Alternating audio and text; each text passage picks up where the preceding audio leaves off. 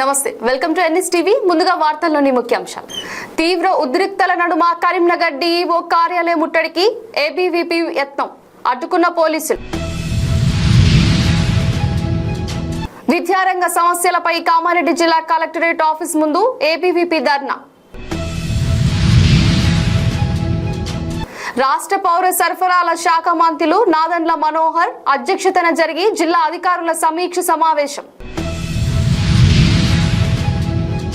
రంగంపేట మండలం పెదరాయవరం సత్తమ్మ తల్లి గుడి వద్ద భారీ అన్న సంతర్పణ. తిరువూరు ఎమ్మెల్యే కొలికపూడి శ్రీనివాసరావు ఆధ్వర్యంలో చేపట్టిన ప్రజా దర్బార్ కార్యక్రమం. ప్రజా సమస్యల పరిష్కారమే ధ్యేయమన్నారు కంటోన్మెంట్ శాసనసభ్యులు శ్రీ గణేష్. అస్తవ్యస్తంగా ప్రభుత్వ పాఠశాలలు, నిమ్మకు నీరెత్తినట్లు వ్యవహరిస్తున్న విద్యాశాఖ అధికారులు. అభిమాని కోరిక మేరకు రిబ్బన్ కట్ చేసి ఆటోను నడిపిన రాజనగరం శాసనసభ్యులు బత్తుల బలరామకృష్ణ. రాజనగరం నియోజకవర్గం కోరుకొండ మండలం కోరుకొండ జనసేన పార్టీ కార్యాలయం నందు దళిత సోదరుడు బత్తుల అభిమాని మోకపాటి నాగేశ్వరరావు గారు నూతనంగా కొనుగోలు చేసిన ప్యాసింజర్ ఆటోని అభిమాని కోరిక మేరకు రిబ్బన్ కట్ చేసి ఆటోని నడిపి వారి వ్యాపార రంగం దినదిన అభివృద్ధి చెందాలని దేవుణ్ణి ప్రార్థించిన రాజనగరం నియోజకవర్గం ఎన్డీఏ కూటమి జనసేన పార్టీ శాసనసభ్యులు శ్రీ బత్తుల బలరామకృష్ణ.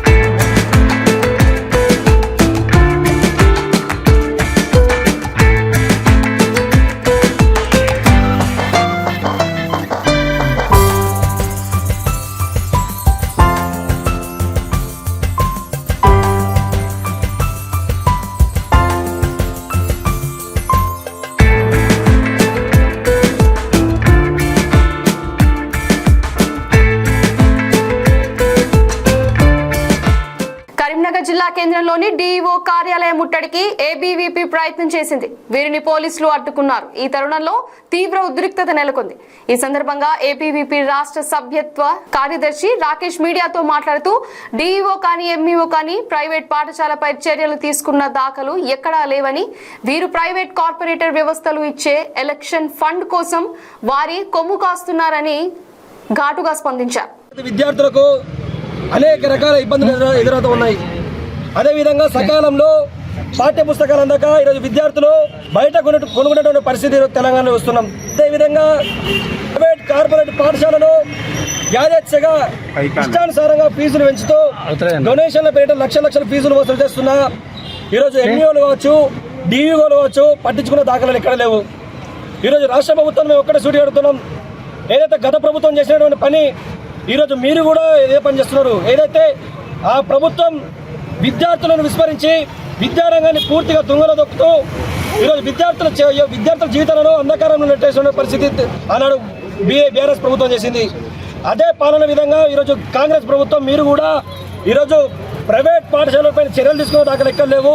ఈరోజు కార్పొరేట్కు కొమ్ము కాస్తూ వాళ్ళు ఇచ్చేటువంటి ఎలక్షన్ ఫండ్కు మీరు వాళ్ళకు కొమ్ము వస్తారని చెప్పి సందర్భంగా మీకు తెలియజేస్తున్నాం. అదేవిధంగా మొన్నటికి మొన్న పాఠ్య పుస్తకాలు పాఠశాలలో అమ్ముతున్నారని చెప్పేసి డైరెక్ట్ మనం పట్టుకున్న సందర్భంలో వాటిని ప్రత్యక్షంగా మేము అక్కడ ఎవిడెన్స్తో మేము అక్కడ పుస్తకాలు బయట వేసినా కూడా స్థానిక డీఈఓ మా యొక్క నెంబర్లకు స్పందించకపోవడం బాధాకరమైన విషయం. ఈరోజు డీఈఓ ఈరోజు పాఠ్య పుస్తకాలకు అమ్ముడు పోయి ఈరోజు ప్రైవేట్ కార్పొరేట్ పాఠశాలకు అమ్ముడు పోయి ఎంతవరకు ఈరోజు సొమ్ము కాజేసుకున్నాడని చెప్పేసి ఈరోజు మీడియా మిత్రులందరికీ కూడా తెలియజేయాల్సిన అవసరం ఉంది. ఈరోజు విద్యార్థులకు కూడా తెలియజేయాల్సిన అవసరం ఉంది, ఎంతైనా ఉంది. ఎందుకంటే ఈరోజు పేద విద్యార్థులు చదువుతున్నటువంటి విద్యా సంస్థలో ఈరోజు రిక్రూట్మెంట్ లేని కారణంగా, టీచింగ్ నాన్ టీచింగ్ లేని కారణంగా ఈరోజు విద్యార్థులు ప్రైవేట్ పాఠశాలకు పోతుంటే ప్రైవేట్ పాఠశాలలు విద్యార్థులు ఒక రక్తాలను వాళ్ళ తల్లిదండ్రులు ఒక రక్తాలను అవుతున్నారు ఈరోజు ప్రైవేట్ కార్పొరేట్ పాఠశాలలు. వెంటనే ఈ యొక్క రాష్ట్ర ప్రభుత్వం కావచ్చు, స్థానికంగా ఉన్నటువంటి డిఈఓ కావచ్చు స్పందించి ఈ యొక్క సమస్యలపైన ప్రైవేట్ కార్పొరేట్ పాఠశాలపైన చర్యలు తీసుకొని అదేవిధంగా ప్రభుత్వ పాఠశాలలో టీచింగ్ నాన్ టీచింగ్ పోస్టులు వెంటనే భర్తీ చేయాలి, మౌలిక సదుపాయాలను వెంటనే ఏర్పాటు చేయాలి అని చెప్పేసి ఏబీ డిమాండ్ చేస్తూ ఉంది. నా పేరు రాకేష్, రాష్ట్ర సంయుక్త కార్యదర్శి ఏబీ.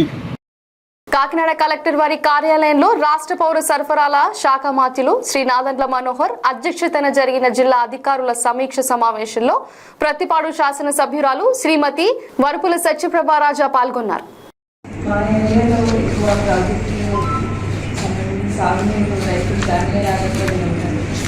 చంద్రబాబు సాగర్, సుబ్బారెడ్డి సాగర్, అవి ఈ గత గవర్నమెంట్లో అసలు దానికి మెయింటెనెన్స్ లేక రైతులు చాలా ఇబ్బంది పడుతున్నారు. వాటి నుంచి కాలువలు స్టోరేజ్లు ఏర్పాటు చేస్తే రైతులకి చాలా ఉపయోగపడుతుందని ఈ మీటింగ్కి ఎస్సీ ఇరిగేషన్ గారికి ఆల్రెడీ ముఖ్యమంత్రి గారికి ఆదేశాలు వెళ్ళాయి. ఎమర్జెన్సీ వర్క్స్ టేకప్ చేయమని చెప్పారు ఓఎండ్ అనుకుంటారు.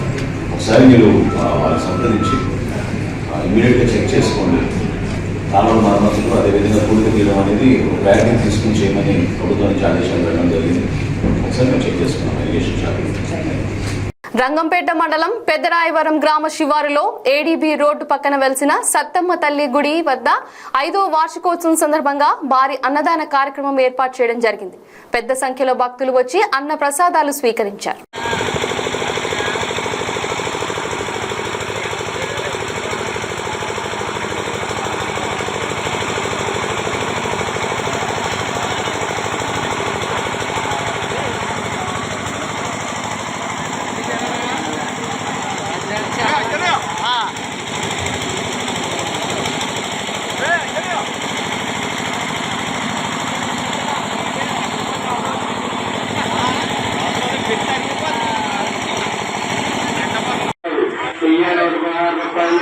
మధ్యపాటి వీరరాజు గారు, సన్నాథ్ నాగరాజు గారు 500 రూపాయలు, మధ్యపాటి వీరవేంకటరమ్మ గారు, సన్నాథ్ వెంకటరాజు గారు 2000 రూపాయలు, చిక్కం మంగళ గారు 200 రూపాయలు, చిక్కం గంగారావు గారు 500 రూపాయలు, చిన్న గారు 1000 రూపాయలు, కొండవాలి రత్నం చౌదరి గారు 200 రూపాయలు, రామచంద్ర సూర్యనారాయణ గారు 100 రూపాయలు, నల్లమాటి వెంకన్న బాబు గారు 1000 రూపాయలు, మల్లిమక్కల పాలరాజు గారు, సన్నాథ్ చిన్నవారణ గారు 100 రూపాయలు, కోడిపూడి సత్యనారాయణ గారు 1000 రూపాయలు, కొత్త స్వామి గారు 200 రూపాయలు.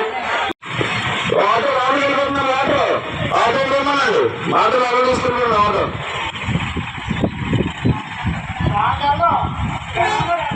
వెళ్ళమ్మా నాన్న తమ్ముడు ఆటో రోజు తీసుకున్నాడమ్మా.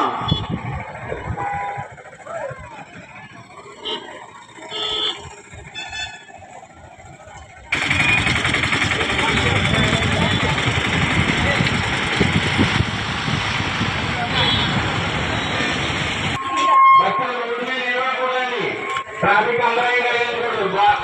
బైక్ లో అవతల రోడ్డు బాగా చూసుకోవాలి. భోజనం చేసిన భక్తులు రోడ్డు మీద నిలబడకూడదు. అన్న సమారాధన కార్యక్రమం జరుగుతుంది కావున 50 మంది భక్తులు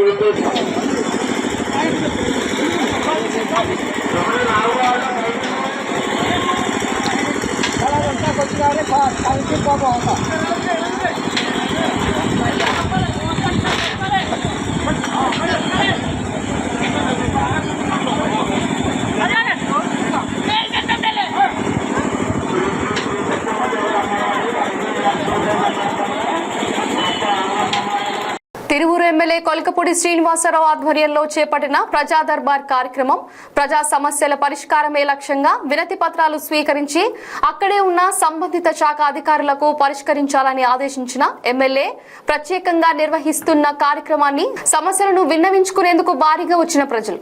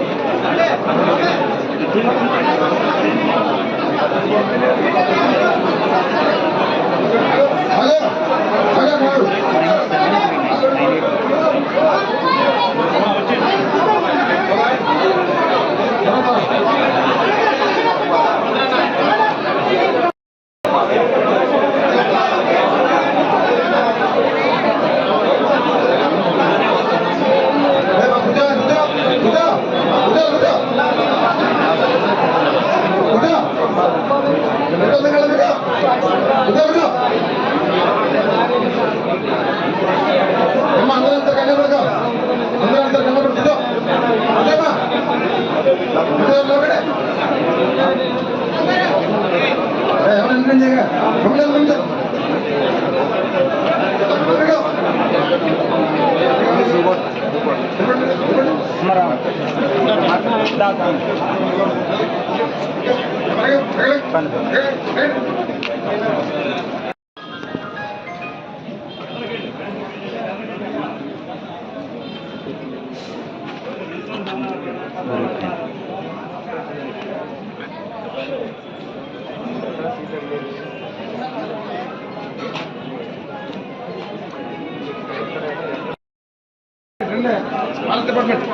రండి బ్యాగ్ పెట్టుకునే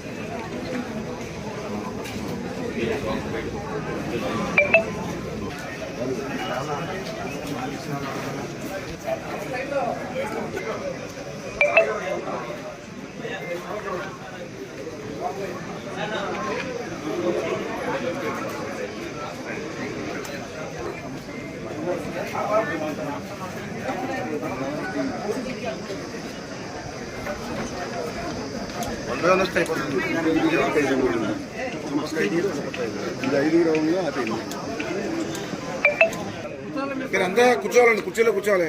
ఏనాడు ఉంచవద్దు, దయచేసి వెళ్ళిపోండి. మీరు కుర్చీలో కూర్చోండి, ఎంత ఫ్రీగా ఉండాలి. కంటోన్మెంట్ నియోజకవర్గం పరిధిలోని Marredpally Nehru Nagar park morning wax తో సమావేశమైన మార్నింగ్ వాకర్స్ మరియు సీనియర్ సిటిజన్స్ తో కలిసి మొక్కలు నాటారు. అనంతరం సమీపంలో ఉన్న కుస్తీ పోటీ శిక్షణ భవనాన్ని పరిశీలించారు. ఈ సందర్భంగా సీనియర్ సిటిజన్స్ పార్క్ సంబంధించిన సమస్యలు ఎమ్మెల్యే దృష్టికి తీసుకువచ్చారు. మూత్రశాల ఏర్పాటు, సీనియర్ సిటిజన్స్ ఆసరా రూమ్స్, పార్కులో నీటి సదుపాయం, సీసీ కెమెరాలు, చిల్డ్రన్స్ పార్క్ తదితర సమస్యలు ఎమ్మెల్యే దృష్టికి తీసుకువచ్చారు.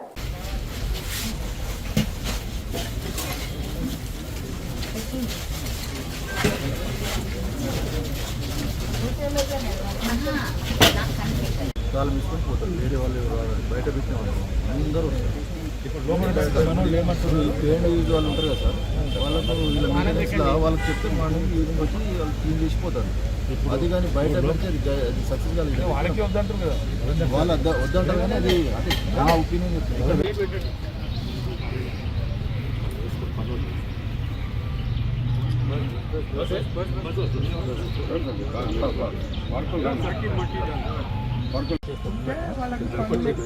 పెద్ద ఎక్విప్మెంట్స్ ఉయ్యాలలో జాడబాడ సిమెంట్ పెంచి ఇక్కడ పేరెంట్స్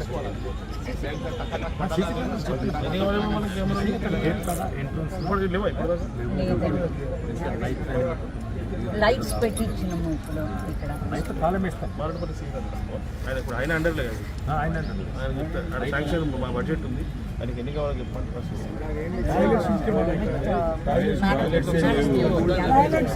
శాంక్షన్ అయితే మనం బయట పెట్టి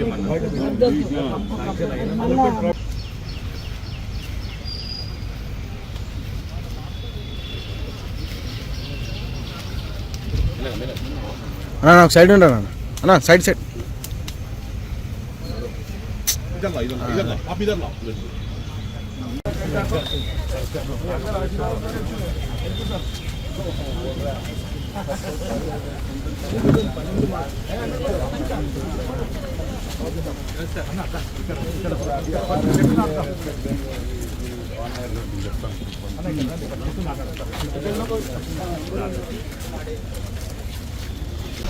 सर आपको particular thank you, welcome welcome. अभी आप हमारे एमएलए हैं, तो I will give you respect. आदमी आपकी याद में अच्छा फर्स्ट काम कर दो सर, उसके लिए मैं वेट कर रहा हूँ आपको वेलकम करने के लिए. కరీంనగర్ జిల్లా కేంద్రంలోని బంకమ్మ తోటలో గల ప్రభుత్వ ప్రాథమిక పాఠశాల ఆవరణలో చెత్తా చెదారం పేరుకుపోయి మురుగు వాసన వస్తూ అస్తవ్యస్తంగా కనిపించింది. ప్రభుత్వ పాఠశాలలో విద్యార్థుల సంఖ్య తగ్గడానికి ఇదే ముఖ్యమైన కారణం. విద్యా నాణ్యత, పరిసరాల పరిశుభ్రతలను చూసి విద్యార్థుల తల్లిదండ్రులు తలకు మించిన భారమైనా కూడా పిల్లలను వేలకు వేలు ఫీజులు కట్టి ప్రైవేట్ పాఠశాలకు పంపిస్తూ వారి మీద ఆధారపడుతున్నారు.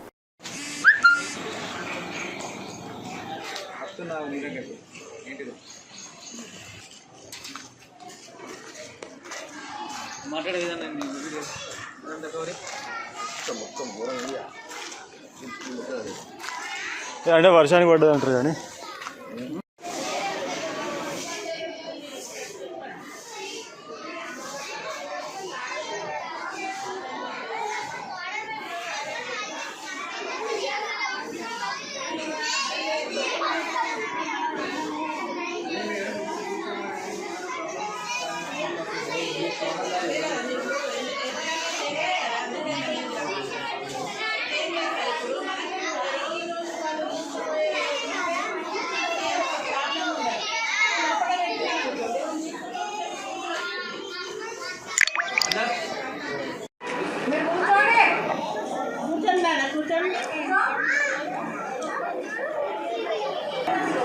గౌట్ పిఎస్ బంకమ్మ తోట అయితే సార్ ఈ చెత్త అంటే 2-3 రోజులు ఒకసారి తీసుకుపోతుంది మున్సిపాలిటీ వాళ్ళు. కానీ ఈ అన్నము డస్ట్బిన్లో పడేసిన అన్నము రోజు తీసుకపోతే మాకు ప్రాబ్లం ఉండదు సార్. ఎందుకంటే 2 రోజులు అయ్యే వరకు అది కుళ్ళిపోయి వాసన వచ్చుడు, పురుగులు రావడం ద్వారా మనం గేటు బయట వాళ్ళు వేస్తుండ్రు. రోజు ఏమి వేస్తలేరు.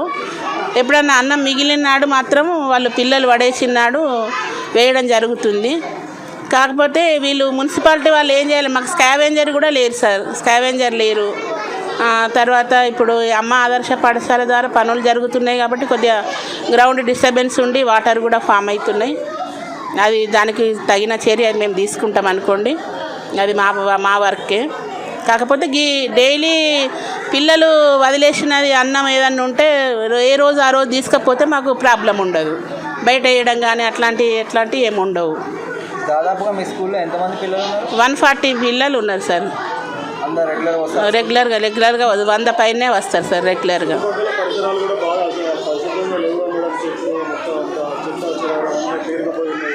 సార్ అదే సార్.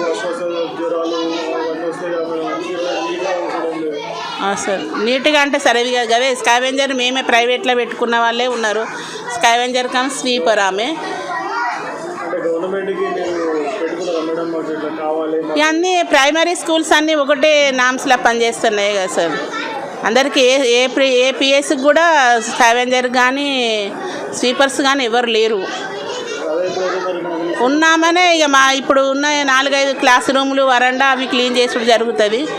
ఆ పరిసరాలు వెనుక సైడ్లు అంటే ఇక వాళ్ళు అది మున్సిపాలిటీ వాళ్ళ బాధ్యత కదా సార్. అది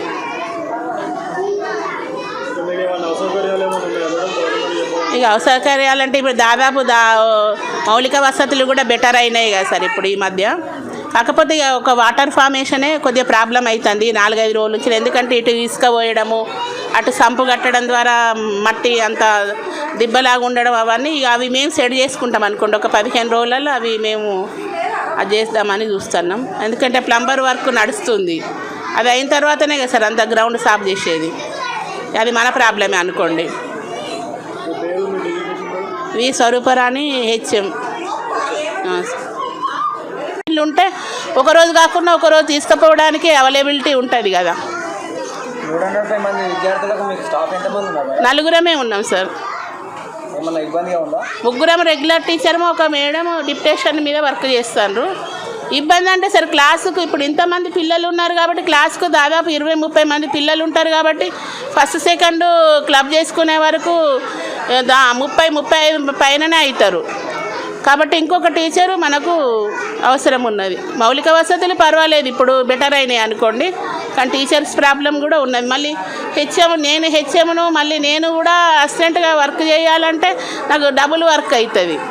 టీసీలు ఇవ్వడం కానీ అడ్మిషన్స్ తీసుకోవడం కానీ తర్వాత ఇంకా ఆఫీస్కు పంపించేటి అవి ఉంటాయి కదా సార్ అవన్నీ ఇక వాటితో పాటు ఇది వర్క్ ఎక్కువ అవుతుంది. ఇప్పుడు ఇవాళ ఇక్కడ కూర్చోబెట్టుకోవడానికి కారణం కూడా అదే సార్, ఇక్కడ టీసీ రాసేది ఉన్నది కాబట్టి కూర్చోబెట్టుకోవడం.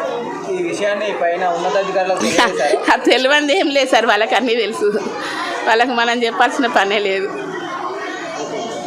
అన్ని స్కూళ్ళల్లో ఒక టీచర్ల కొరతనే కొద్దిగా ఎక్కువ ఉన్నది. 25 మంది ఉన్న దగ్గర అంటే ఇద్దరు పర్వాలేదు అనుకోండి, కానీ కొద్దిగా 149 ఇప్పుడు 149 ఇవాళ ఫుల్ స్ట్రెంత్. కాకపోతే 100 పైన 120 దాకా వస్తారు, రెగ్యులర్గా వస్తారు సార్. తెలుగు జాతికి రామోజీరావు గారు చేసిన సేవలకు గాను తగిన గుర్తింపు రావాలి. ఎన్టీఆర్ రామోజీరావులకు భారతరత్న సాధించడం మన బాధ్యత. రామోజీరావు ప్రజల ఆస్తి. ఆయన స్థాపించిన వ్యవస్థలను భావితరాలకు అందించాలి. ఎన్టీఆర్ రామారావు ఇద్దరు యుగ పురుషులు. అమరావతిలో రామోజీ విజ్ఞాన కేంద్రం ఏర్పాటు చేస్తాం. రాష్ట్రంలో ఒక రోడ్డుకు రామోజీ మార్గం అని పేరు పెడతాం. విశాఖలో రామోజీ చిత్రనగరి అని ఏర్పాటు చేస్తాం. ఇప్పుడే కొంతమంది మాట్లాడుతూ చెప్పారు, రాజమౌళి లాంటి వ్యక్తులు కూడా మాట్లాడుతూ ఒక మాట అన్నారు, ఆయన చేయాల్సిందంతా చేశారు, మనమేం చేయాలి?